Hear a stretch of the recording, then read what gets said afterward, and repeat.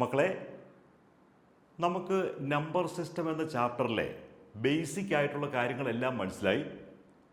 ഇവിടെ നമ്മളോട് രണ്ട് ഇറാഷണൽ നമ്പർ കാണാൻ പറഞ്ഞു. അവർ രണ്ട് നമ്പറുകൾ തന്നു, അതിനിടയിലുള്ള രണ്ട് ഇറാഷണൽ നമ്പർ കാണാൻ പറഞ്ഞു. ക്വസ്റ്റ്യൻ നോക്കാം. Find two irrational numbers between 1.12 and 1.13. അപ്പോൾ അവർ തന്നിരിക്കുന്നത് രണ്ട് റാഷണൽ നമ്പരാണ്. എന്തുകൊണ്ടാണ്? ഒരു ടെർമിനേറ്റിംഗ് ആയിട്ടുള്ള ഡെസിമൽ റാഷണൽ നമ്പറാണ്. 1.12ഉം 1.13ഉം അവർ രണ്ട് റാഷണൽ നമ്പേഴ്സ് തന്നു. അതിൻ്റെ ഇടയ്ക്ക് ഒരു ഇറാഷണൽ നമ്പർ കാണണം. അതിൻ്റെ ഇടയ്ക്കായിരിക്കണം. അതായത് 1.12നേക്കാൾ കൂടുതലായിരിക്കണം, 1.13യേക്കാൾ കുറവുമായിരിക്കണം. നമ്മൾ എങ്ങനെയാണ് ഇത് കണ്ടുപിടിക്കുന്നത്? ഇതിനു മുമ്പ് ഒരു വീഡിയോയിൽ സാറ് ഇങ്ങനെ ഒരു എക്സാമ്പിൾ ചെയ്തതാണ്. നമ്മൾ ചെയ്യേണ്ടത് ഇത്രയേ ഉള്ളൂ. നമ്മൾ ചെയ്യേണ്ടത് 1.12 ഇതേ ഉണ്ടോ, അത് നമ്മൾ അതുപോലെ അങ്ങ് എഴുതി. ഇനി ഇവിടെ 1.13 ആണ്, ഇവിടെ 1.1, ഇവിടെ 2 എഴുതുമ്പോൾ തന്നെ ഈ 3യേക്കാൾ കുറവാണ്. അപ്പോൾ ഓട്ടോമാറ്റിക്കായിട്ട് തന്നെ ഈ നമ്പർ ഇതിനേക്കാൾ കുറവായി. കാരണം ഇവിടെ സെക്കൻഡ് പൊസിഷനിൽ 2 ആണ്, ഇവിടെ സെക്കൻഡ് പൊസിഷനിൽ 3 ആണ്. അപ്പോൾ തീർച്ചയായിട്ടും ഇതിനേക്കാൾ കുറവായിരിക്കും ഇത്. പക്ഷേ ഇവിടെ 1.12 കഴിഞ്ഞാൽ പിന്നെ ഒന്നുമില്ല. അതിൻ്റെ മീനിങ് എന്താ? 1.12 കഴിഞ്ഞാൽ 0 ആണ്. പക്ഷേ ഇവിടെ നമ്മൾ ഏതെങ്കിലും ഒരു നമ്പർ എഴുതാമെങ്കിൽ, 0യേക്കാൾ വലിയ ഒരു നമ്പർ എഴുതാമെങ്കിൽ ഇതിലും വലിയ നമ്പറായിട്ട് മാറും. പക്ഷേ നമ്മൾ ഇറാഷണൽ നമ്പറായിട്ട് കൊണ്ടുപോകണം. അതിന് വേറൊരു വഴിയുണ്ട്. 1.12 പിന്നെ 1 എടുത്തിട്ട് 2 പിന്നെ 1 എടുത്തിട്ട് 2 നമ്മൾ നേരത്തെ ഇറാഷണൽ നമ്പർ എഴുതാൻ പഠിച്ചതാണ്.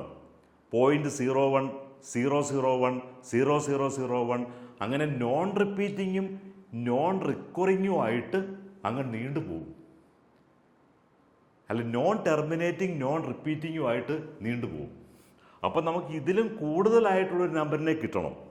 അതുകൊണ്ട് നമ്മൾ ഇവിടെ 1-2 അങ്ങ് എഴുതുമ്പം തന്നെ ഇതിൻ്റെ ഒപ്പം എത്തി. പിന്നെ ഇവിടെ നമ്പർ ഇല്ലാത്തത് കൊണ്ട് ഇവിടെ 0 എന്ന് അതിൻ്റെ അർത്ഥം.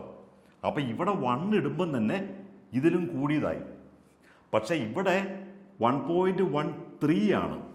ഇവിടെ സെക്കൻഡിൽ 2 വരുമ്പം ഓട്ടോമാറ്റിക്കായിട്ട് ഇത് കുറയും. പിന്നെ ഇത് നോൺ റിപ്പീറ്റിംഗ് ആകണം, അതുപോലെ നോൺ ടെർമിനേറ്റിങ്ങും ആകണം. അപ്പം നമുക്ക് ഇവിടെ 1-2 ആണെങ്കിൽ 1-2-2, 1-2-2-2 എക്സെട്ര. അങ്ങനെയാണ് ഒരു ഇറാഷണൽ നമ്പർ രണ്ട് ഡെസിമൽ നമ്പേഴ്സിൻ്റെ ഇടയ്ക്കായിട്ട് ഫോം ചെയ്യുന്നത്. രണ്ടെണ്ണം എഴുതാനാണ് പറഞ്ഞേക്കണേ. അപ്പോൾ ഒരെണ്ണം കൂടി എഴുതണം. എഴുതിയിട്ട് സാറിന് കമൻ്റായിട്ട് മക്കൾ തന്നെ സാറിനെ അറിയിക്കണം. നമുക്കൊരു ക്വസ്റ്റ്യൻ കൂടി നോക്കാം. സിമ്പിൾ ക്വസ്റ്റ്യൻ ആണ്. Divide cubic root of 128 by 5th root of 64. നമ്മൾ ഇതുപോലെ ക്യൂബിക് റൂട്ടും 5th റൂട്ടും ഒക്കെ വരുന്ന കണക്ക് നമുക്ക് നേരത്തെയുള്ള വീഡിയോയിൽ സാർ പഠിപ്പിച്ചതാണ്. നമുക്ക് നോക്കാം. ഈ ക്യൂബിക് റൂട്ട് ഓഫ് 128 എന്ന് പറഞ്ഞാൽ എന്താണ്? ആക്ച്വലി ഇവിടെ ക്യൂബിക് റൂട്ട് ഉള്ളത് കൊണ്ട് നമ്മൾ ചെയ്യേണ്ട ഒരു കാര്യം എന്താണെന്നറിയോ? ഈ 128നെ ഏതെങ്കിലും നമ്പറുകളുടെ ക്യൂബായിട്ട് എന്നിട്ട് പ്രൊഡക്റ്റായിട്ട് എഴുതണം. സാർ കാണിച്ചു തരാം.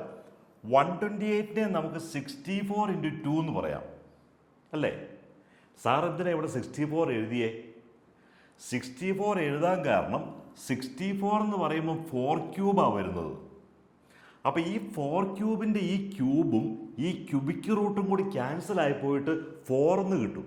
നമ്മൾ ഇതുപോലൊരു ക്വസ്റ്റ്യൻ നേരത്തെ ചെയ്തതാണ്. അപ്പോൾ അങ്ങനെ വരുമ്പം ഇത് 64 × 2 എന്ന് എഴുതാം.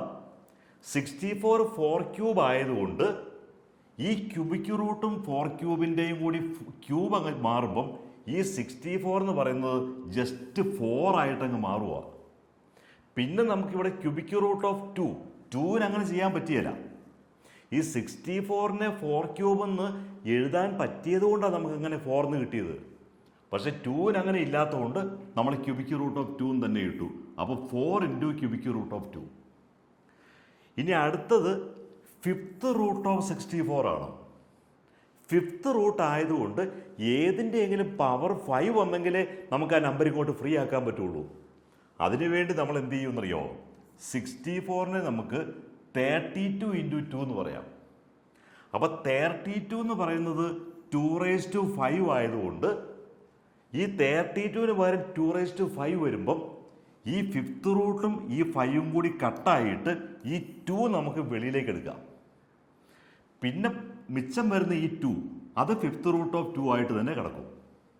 അപ്പം നമുക്കിവിടെ കിട്ടുന്നത് ഇതിനെ ഇതുകൊണ്ട് ഡിവൈഡ് ചെയ്യാനാണ് നമ്മൾ പറഞ്ഞേക്കണത്.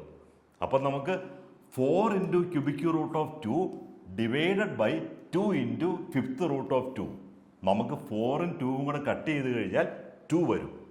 ന്യൂമറേറ്ററിൽ 2 × ⁵√2 ഡിവൈഡഡ് ബൈ 5th √2. ഇതാണ് നമുക്ക് കിട്ടുന്ന ആൻസർ. അപ്പം ഇവിടെ നമ്മൾ ശ്രദ്ധിക്കേണ്ട ഒറ്റ കാര്യമേ ഉള്ളൂ.